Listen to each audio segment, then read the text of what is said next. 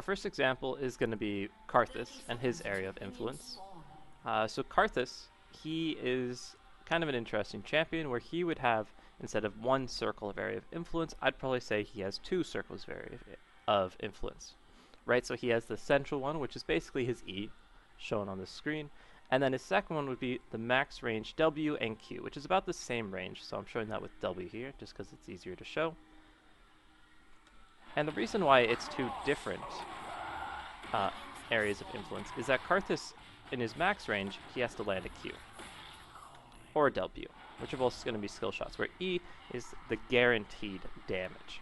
That's why you'll normally see Karthus's flash in, maybe, and do the suicide strat where they flash in, get E on almost everyone, and then if they die because they're still going to be doing damage with E. It's guaranteed damage.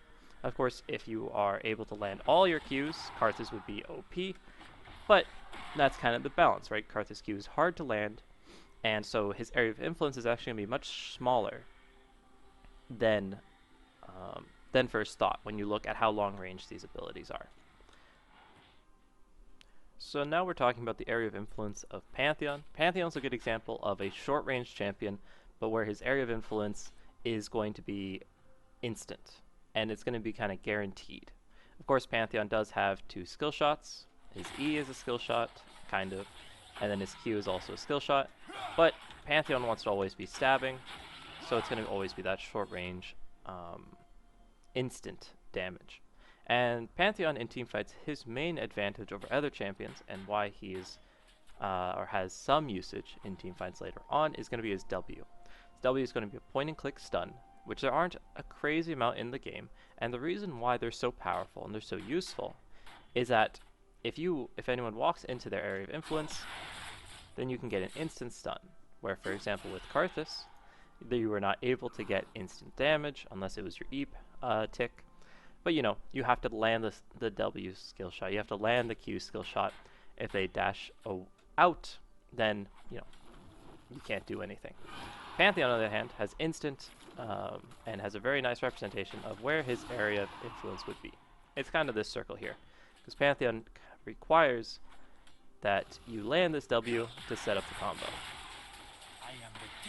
Of course, you can always flash W, but that's based on if we know summoner spells and things like that, where I think at least for a starter, it's good to understand a basic area of influence. So for a champ like Pantheon, who is melee and has this single point and click CC, this is his big area of influence that you'd have to pay attention to and kind of try and toe the line or dance just outside of the line to affect him where he can't actually affect you.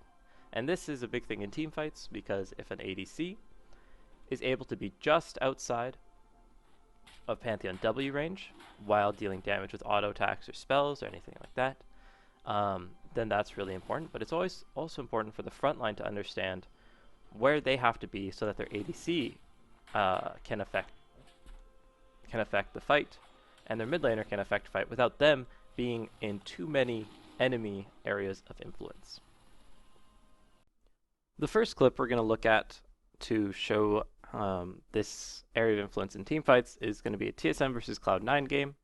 TSM is not too far up. They have the 3 dragons. They're just starting off Baron. This isn't really to take Baron. This is more to bait and try and get a fight.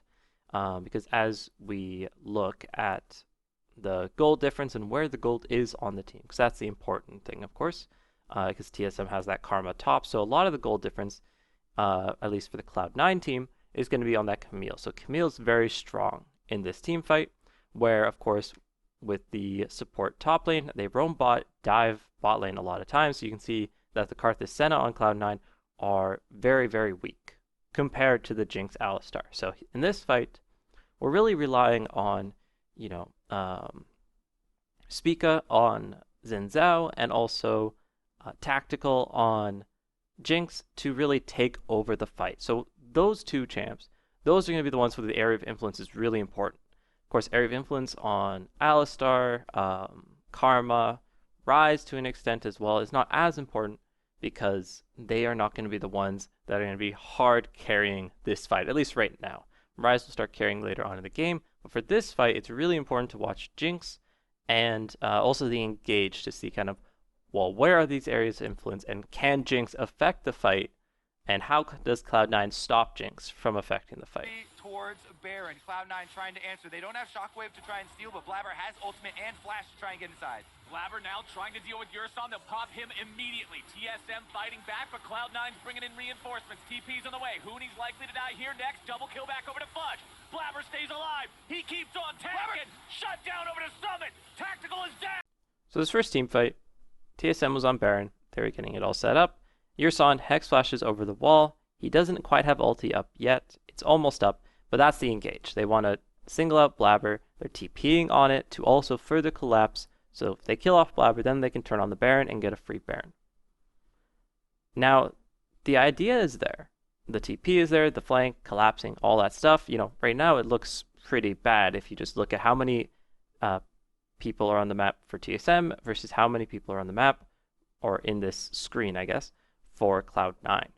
The big problem is that Cloud9 in the red circles, they are both overlapping the Alistar, where TSM, which is in the blue circles, they aren't actually in range to help Yurson on Alistar.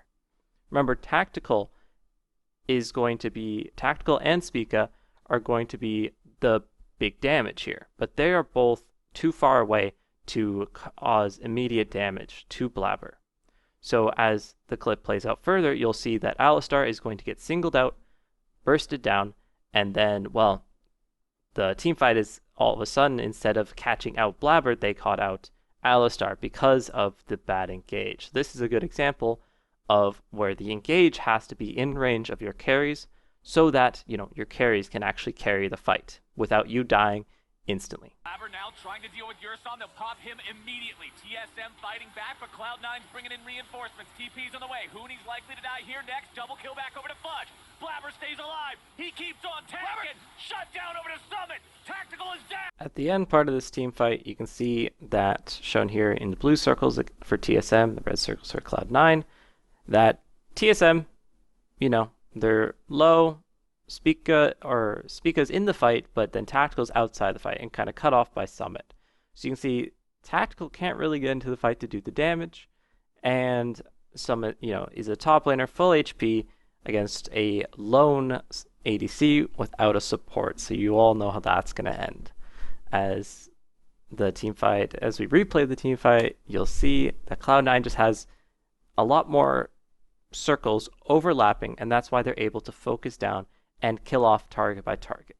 Of course, if you watch this game, you can see that Spica kind of smurfed it at the very end in the extended team fight, but I'm not going to show that clip just because I wanted to show this main concept here. Trying to answer. They don't have Shockwave to try and steal, but Blabber has ultimate and flash to try and get inside. Blabber now trying to deal with Yurson. They'll pop him immediately. TSM fighting back, but Cloud9's bringing in reinforcements. TP's on the way. Huni's likely to die here next. Double kill back over to Fudge. Blabber stays alive. He keeps on tanking. Shut down over to Summit. Tactical is down. Thanks everyone for watching. There'll be a link to CoreJJ's video in the description where he talked about this concept, but with the focus on support and laning phase, which I think you should all take a look at, and have a great day. Bye.